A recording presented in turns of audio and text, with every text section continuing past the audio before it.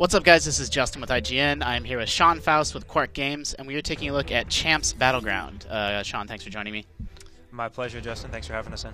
So, we took a look at this game before we started recording, and, my first sort of gut reaction was that this is, pretty similar to Hero Academy, pretty similar to some other games we've seen, but there's sort of one big twist that separates this game from some of those other ones. Yeah. The real big twist, as you can see right now, is that the game is fully real-time. So that means that you can move anytime you have the energy to move. If you're taking a look at the little blue bars underneath the units, you'll see that the energy is consistently regenerating throughout the course of the battle.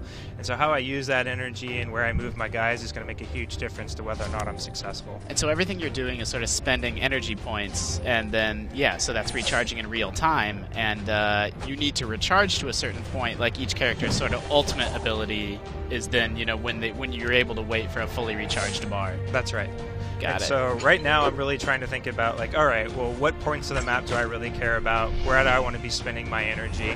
So, like, if you look over here, I'm trying to concentrate on this little mechanic guy who's throwing down mines, because if he gets to blow up that mine, I'm going to have a big problem. So you're trying to burn down that sort of specific engineer. That's exactly right. And so you could also, if you saw that someone was getting close to their ultimate, that might be a good reason to sort of focus on them and burn them down. It's a great reason to try to take them out. Anytime where you can take 5 ticks of energy from the enemy, you're always coming out ahead in that sort of exchange. So makes a big, big difference.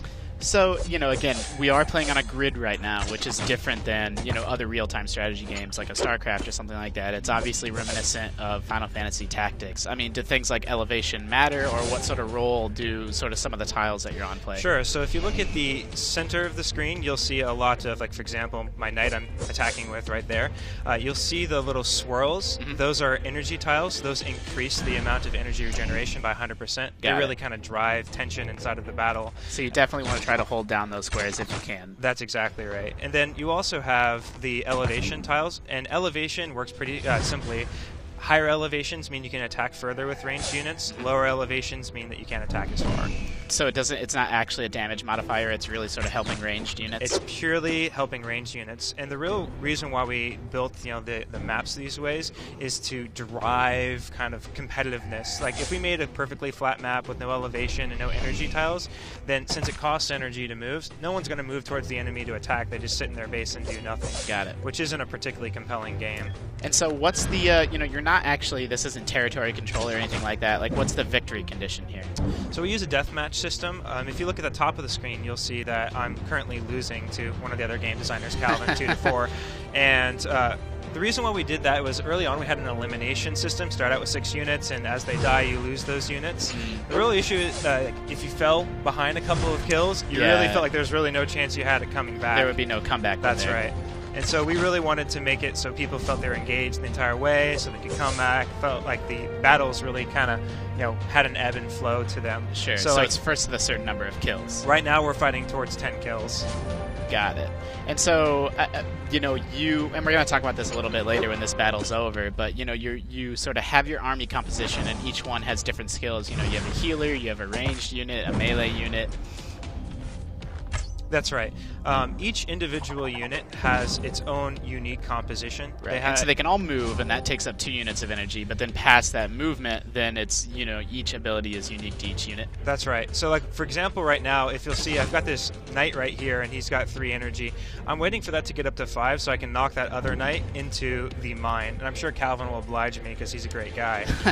He will not move. He will not attack while you're waiting. But that's a lot of the strategy sometimes, is trying to figure out, like, for example, I could block him in, so he has nowhere else to move. Got it. And then I can use my knockback into the mine to do a lot of damage. Nice. This seems like kind of a smart, obviously it all makes sense for touchscreens, right? It's sort of simple. You've built in a lot of sort of strategic depth, but it's still sort of basic one-touch controls. That's right. So all of that makes sense. It's a combination of unit positioning, it's not even really cooldown management. It's sort of in the same school as cooldown management, but I guess it's energy management.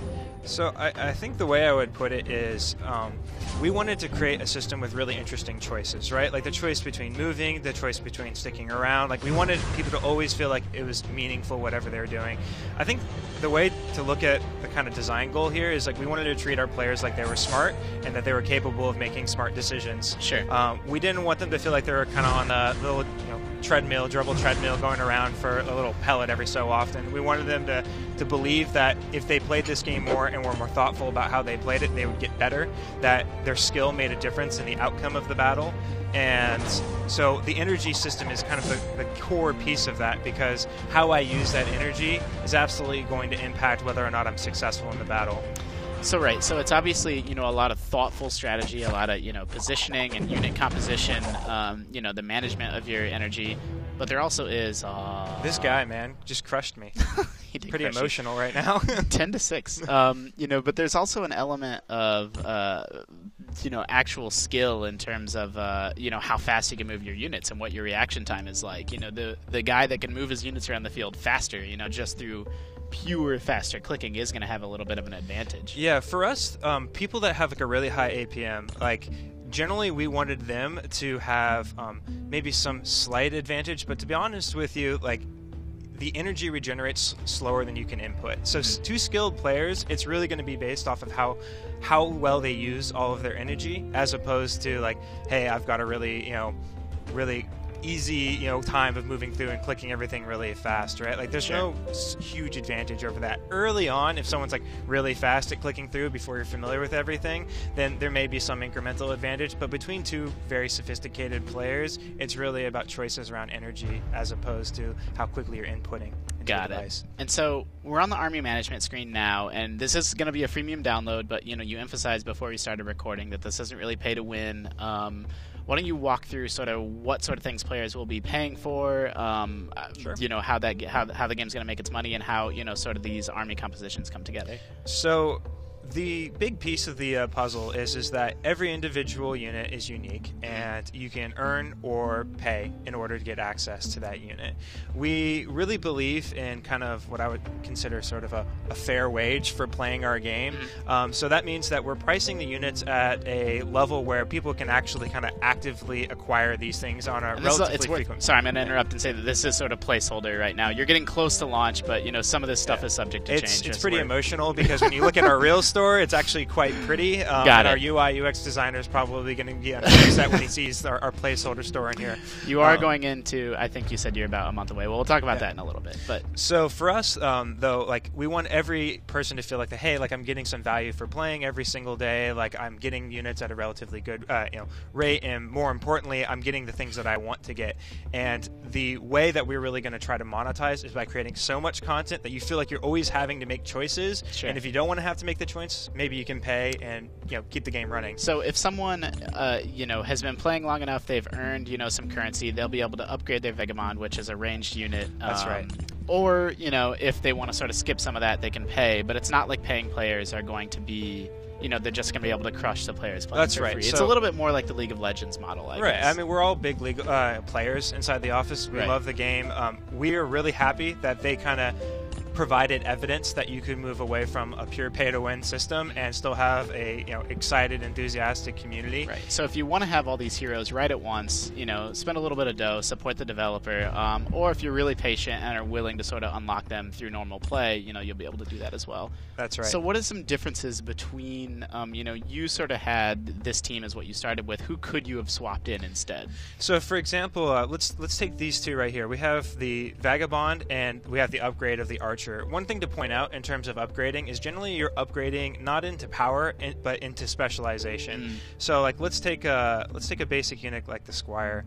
The Squire, pretty good at tanking, pretty good at doing basic melee damage. But if you upgrade him, you have the choice between a Knight who's a pure tank, does a great job of pushing units around, or the Axeman who does huge DPS, right? So the choice to upgrade and how you want to upgrade is really about specializing around your play preference. Got it. In addition to the kind of specialization, like you have to think about how all the units are going to work together. So you saw that part where I was pushing back someone into a mine. Yeah, right? You made a little ad hoc combo there. So if you see, I just put a Tinker into my army.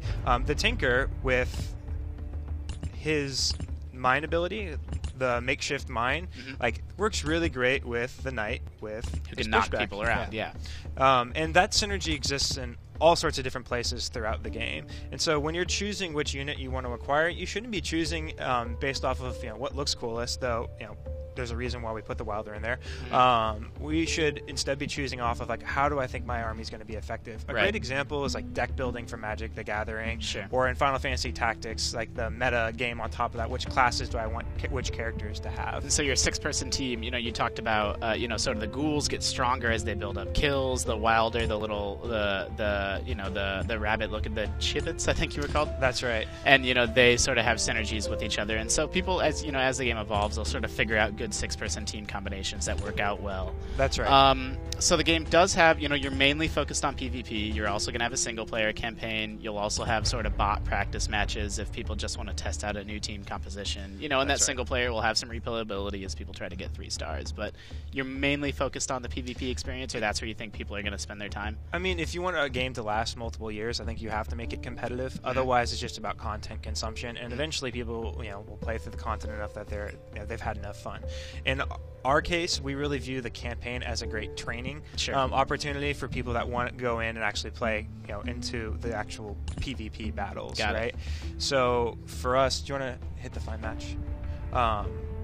For us, a big piece of this is like after I've played through the single player enough times, then you should be ready for the show. Like, not everyone is I think like me, which is I like just getting thrashed for 30 games in a row while I'm trying to learn what's going on. Sure. You can ask my friends about my first month of League of Legends, and it was a bloody train wreck. So. Yeah, well, everyone's is. That's awesome. So, Champs Battleground, we're taking a look at a little bit early build right now. When are people going to be able to get their hands on this? So we're looking to have this available late July, early August. I think we're really targeting an August 1st deadline. We are working day and night through every holiday until we get it out there.